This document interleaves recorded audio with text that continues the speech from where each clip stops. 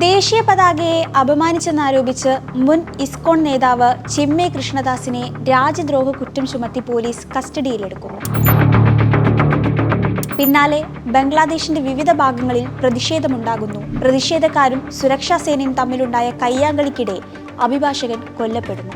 ഇതോടെ ഇസ്കോണിന്റെ പ്രവർത്തനങ്ങൾ ബംഗ്ലാദേശിൽ നിരോധിക്കണമെന്നാവശ്യപ്പെട്ട് കോടതിയിൽ ഹർജി നൽകുന്നു. അത് തള്ളുന്നു. ഇതിനിടെ ന്യൂനപക്ഷങ്ങളുടെ നേർക്കു നടക്കുന്ന അതിക്രമങ്ങളുടെ തുടർച്ചയാണിതെന്നും അവരുടെ സുരക്ഷ ഉറപ്പാക്കണമെന്നും അറിയിച്ച് ഇന്ത്യയും രംഗത്തെത്തി. സത്യത്തിൽ ആരാണ് ചിന്മയ് കൃഷ്ണദാസ്? അദ്ദേഹത്തിന്റെ അറസ്റ്റിനെതിരെ എന്തിനാണ് ജനങ്ങൾ പ്രതിഷേധിക്കുന്നത്? എന്താണ് ഇസ്കോൺ പ്രസ്ഥാനം? ഇന്ത്യ ബംഗ്ലാദേശ് ബന്ധത്തെ ഇത് പ്രതികൂലമായി ബാധിക്കുന്നു.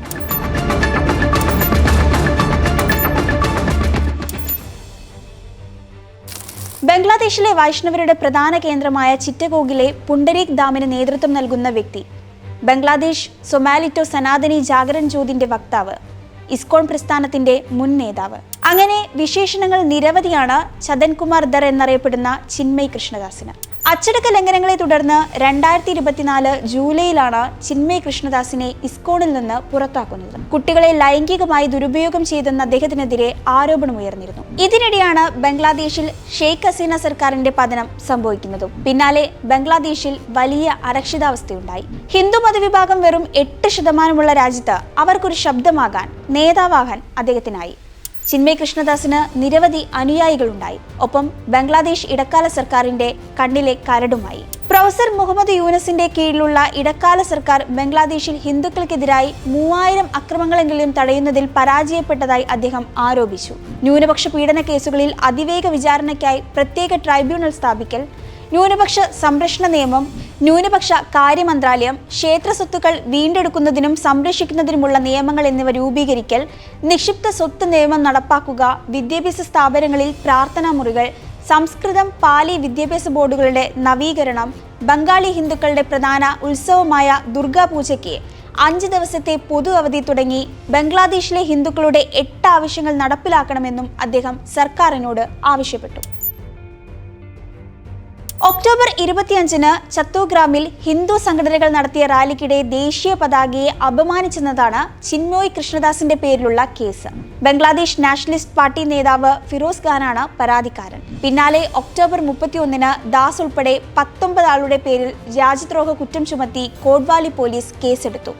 2 പേരെ ആദ്യം അറസ്റ്റ് ചെയ്തു. ശേഷം കഴിഞ്ഞ തിങ്കളാഴ്ച ധാക്കയിലെ ഹസ്രത്ത് ഷഹ്ജലാൽ അന്താരാഷ്ട്ര വിമാനത്താവളത്തിൽ നിന്ന് മെട്രോപൊളിറ്റൻ പോലീസ് ദാസിനെയും അറസ്റ്റ് ചെയ്തു. ചൊവ്വാഴ്ച കോടതിയിൽ ഹാജരാക്കിയെങ്കിലും ജാമ്യം നിഷേധിച്ചതോടെ ഇപ്പോൾ ചിറ്റഗോങ്ങിൽ ജയിലിൽ കഴിയുകയാണ് കൃഷ്ണദാസ്. ചിന്മയ് കൃഷ്ണദാസിനെ അറസ്റ്റ് ചെയ്തതിന് പിന്നാലെ അദ്ദേഹത്തെ വിട്ടയക്കണമെന്നാവശ്യപ്പെട്ട് ധാക്കയുടെ പ്രാന്തപ്രദേശങ്ങളിലും ചത്തോഗ്രാമിലും ഹിന്ദു സംഘടനകൾ പ്രതിഷേധം തുടങ്ങി. ധാക്കയിലെ ഡിറ്റക്റ്റീവ് ബ്രാഞ്ച് ഓഫീസിന് മുന്നിൽ ഇസ്കോണിന്റെ നേതൃത്വത്തിലും പ്രതിഷേധം സംഘടിപ്പിച്ചു. രാജ്യത്തെ ഹിന്ദുക്കളും ഹൈന്ദവ ആരാധനാലയങ്ങളും 24 മണിക്കൂറും ആക്രമിക്കപ്പെടുകയാണെന്നും ഇത് എന്നവസാനിക്കുമെന്നും ഇസ്കോൺ വക്താവ് രാധാരമണൻ ദാസ് ആക്രമണ വീഡിയോ എക്സിൽ പങ്കുവച്ചുകൊണ്ട് ചോദിച്ചു.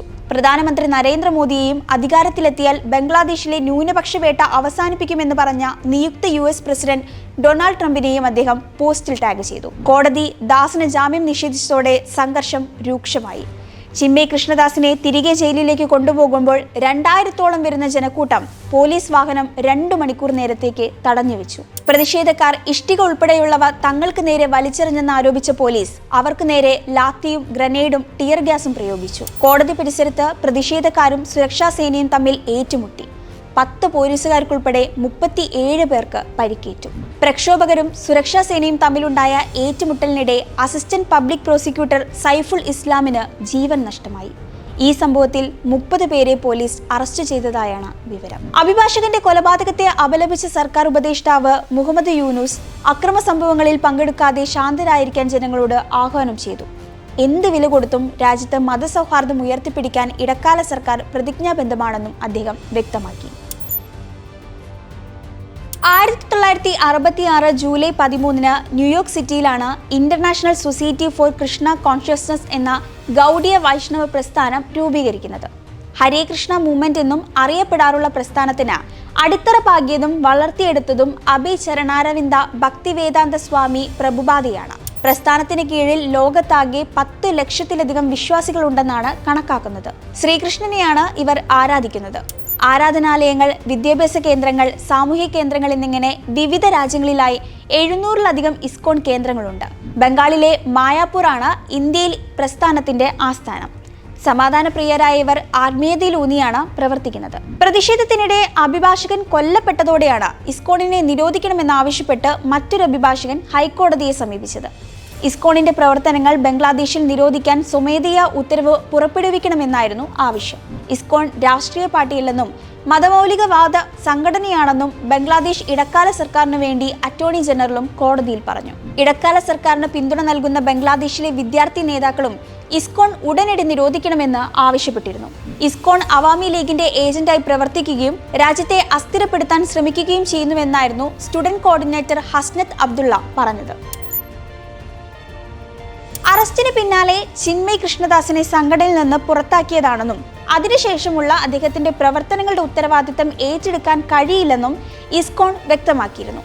എങ്കിലും ബംഗ്ലാദേശിലെ വിവിധ പ്രദേശങ്ങളിൽ സനാതനികൾക്കെതിരായി നടക്കുന്ന അതിക്രമങ്ങളെ അപലപിച്ച അവർ മതവിഭാഗങ്ങൾക്കിടയിൽ സമാധാനം തിരിച്ചുകൊണ്ടുവരാൻ സർക്കാർ ശ്രമിക്കണമെന്നും ആവശ്യപ്പെട്ടു. ചിന്മയ് കൃഷ്ണദാസ് രാജ്യത്തെ ന്യൂനപക്ഷ വിഭാഗങ്ങളുടെ സംരക്ഷണത്തിനായി ശബ്ദമുയർത്തുന്ന ആളാണ്. സംസാര സ്വാതന്ത്ര്യത്തിനുള്ള അദ്ദേഹത്തിന്റെ അവകാശം സംരക്ഷിക്കേണ്ടത് അത്യാവശ്യമാണെന്നും ഇസ്കോൺ പ്രസ്താവനയിൽ പറഞ്ഞു. സനാതനി സമൂഹത്തിന് നേരെയുള്ള അക്രമങ്ങൾക്ക് ഉത്തരവാദികളായവരെ പ്രതിക്കൂട്ടിൽ നിർത്തുക, ചിന്മയ് കൃഷ്ണദാസിന്റെയും മറ്റ് സനാതനന്മാരുടെയും പൗരാവകാശങ്ങൾ സംരക്ഷിക്കുക, എല്ലാ സമുദായങ്ങൾക്കിടയിലും സൗഹാർദ്ദം നിലനിർത്തുന്നതിന് ഫലപ്രദമായ നടപടികൾ നടപ്പിലാക്കുക എന്നീ 3 ആവശ്യങ്ങളായിരുന്നു അവർ മുന്നോട്ട് വെച്ചത്. പീഡനം നേരിടുന്ന ഹിന്ദു സമൂഹത്തെ ഒരുമിപ്പിക്കാൻ ശ്രമിക്കുന്നതും മതപരിവർത്തനം ചെറുക്കുന്നതും കാരണമാണ് ബംഗ്ലാദേശിലെ മൗലികവാദികൾ തങ്ങളെ ലക്ഷ്യം വെക്കുന്നതെന്നാണ് ഇസ്കോണിന്റെ അവിടുത്തെ തലവൻ ചാരു ചന്ദ്രദാസ് ബ്രഹ്മചാരി പറയുന്നത്.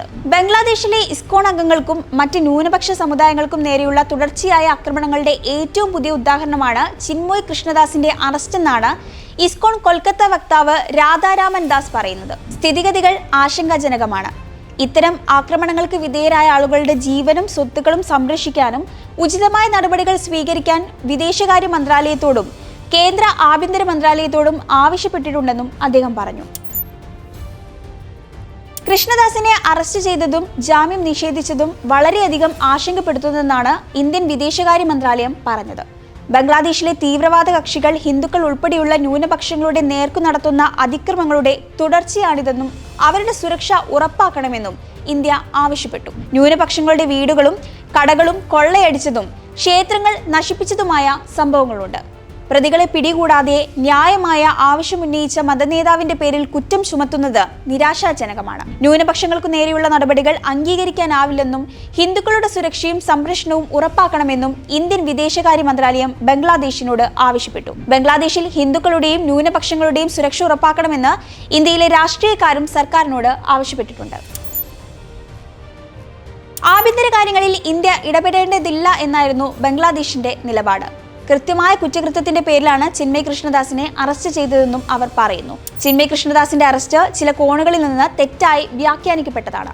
സംഭവവുമായി ബന്ധപ്പെട്ട് ഇന്ത്യയുടെ വിദേശകാര്യ മന്ത്രാലയം പുറത്തിറക്കിയ പ്രസ്താവന അടിസ്ഥാനരഹിതവും ഇരു രാജ്യങ്ങളും തമ്മിലുള്ള സൗഹൃദത്തിന്റെ അന്തസത്തയ്ക്ക് വിരുദ്ധവുമാണ്. എല്ലാ ബംഗ്ലാദേശ് പൗരന്മാർക്കും അവരവരുടെ മതവിശ്വാസങ്ങൾക്ക് അനുസൃതമായി പ്രവർത്തിക്കാൻ യാതൊരു തടസ്സവുമില്ല. മതന്യൂനപക്ഷങ്ങളുടെ ഉൾപ്പെടെ സുരക്ഷ ഉറപ്പാക്കുന്നത് ബംഗ്ലാദേശ് ഭരണകൂടത്തിന്റെ ചുമതലയാണെന്നും ബംഗ്ലാദേശ് വിദേശകാര്യ മന്ത്രാലയം പുറത്തിറക്കിയ പ്രസ്താവനയിൽ പറയുന്നു. ഇസ്കോണിനെ നിരോധിക്കണമെന്നാവശ്യപ്പെട്ട് ഹർജി ബംഗ്ലാദേശ് ഹൈക്കോടതി തള്ളിയതിനു പിന്നാലെ അറസ്റ്റ് ചെയ്യപ്പെട്ട ചിന്മയ് കൃഷ്ണദാസ് ഉൾപ്പെടെ ഇസ്കോണിന്റെ 17 നേതാക്കളുടെ ബാങ്ക് അക്കൗണ്ടുകൾ ബംഗ്ലാദേശ് 30 ദിവസത്തേക്ക് മരവിപ്പിച്ചിരുന്നു. ഇവരുമായി ബന്ധപ്പെട്ട എല്ലാ പണമിടപാടുകളും റദ്ദു ചെയ്യാൻ രാജ്യത്തെ ധനകാര്യ സ്ഥാപനങ്ങൾക്കും ബാങ്കുകൾക്കും ബംഗ്ലാദേശ് ഫിനാൻഷ്യൽ ഇന്റലിജൻസ് യൂണിറ്റ് വെള്ളിയാഴ്ച നിർദ്ദേശം നൽകി. പിന്നീട് 2 ഹിന്ദു പുരോഹിതരെ കൂടി അറസ്റ്റ് ചെയ്തു.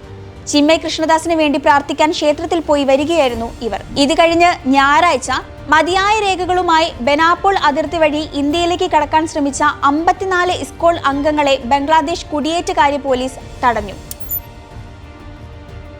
ഷെയ്ഖ് ഹസീനയെ വിട്ടുകിട്ടണമെന്ന് ബംഗ്ലാദേശ് ആവശ്യം തുടരുന്നതിനിടെയാണ് പുതിയ സംഭവ വികാസങ്ങൾ. ചിന്മയ് കൃഷ്ണദാസിനെ വെറുതെ വിടണമെന്ന് ഇന്ത്യ ആവശ്യപ്പെട്ടിട്ടും ബംഗ്ലാദേശ് തങ്ങളുടെ നിലപാടിൽ ഉറച്ചു നിൽക്കുകയാണ്. കൂടുതൽ ഹിന്ദു പുരോഹിതരെ അറസ്റ്റ് ചെയ്തു. ഇസ്കോൺ അംഗങ്ങളെ തടഞ്ഞുവെച്ചു. ഇതോടെ ശക്തമായ പ്രതിഷേധം ഇന്ത്യ വീണ്ടും ഉന്നയിച്ചു. UN-ലടക്കം ഈ വിഷയം ഉന്നയിക്കാനാണ് ഇന്ത്യ തീരുമാനിച്ചിരിക്കുന്നത്. എന്തായാലും ഇന്ത്യയുമായി തർക്കിച്ചുകൊണ്ട് മുന്നോട്ട് പോകുകയെന്നത് ബംഗ്ലാദേശിന് എളുപ്പമുള്ള കാര്യമല്ല.